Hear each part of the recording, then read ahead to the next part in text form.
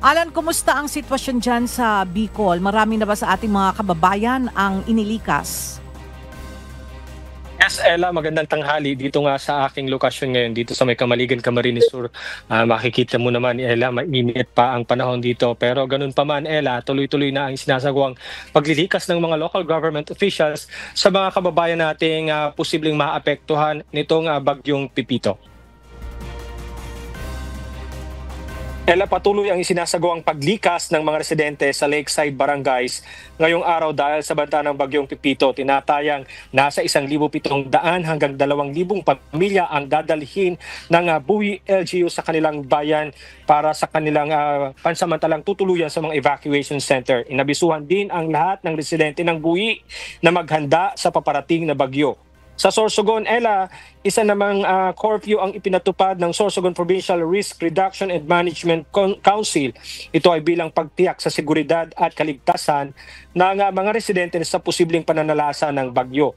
Simula naman alas 9 ng umaga kanina ay nagsimula ng magpalikas si Mayor Caloy Baldo ng Kamalig sa Albay.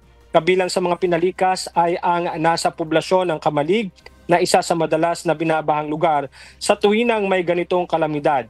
Maaga ring nagpalikas si Mayor Paul Chino Garcia ng Ginubatan Albay dahil madalas din itong makaranas ng pagbaha. Bukod pa ang pagkakaroon ng lahar flow sa kanilang lugar, lalo na ang mga nakatira sa paligid ng Bulkan Mayon.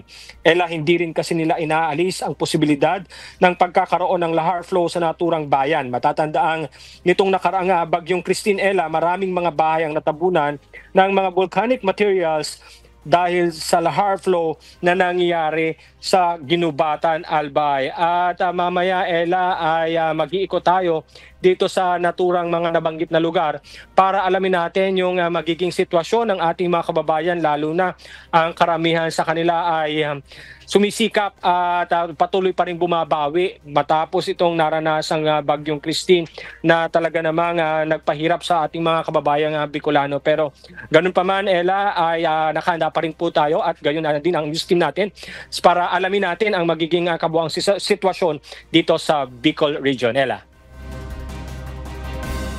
Alright, maraming salamat, Alan Manansala.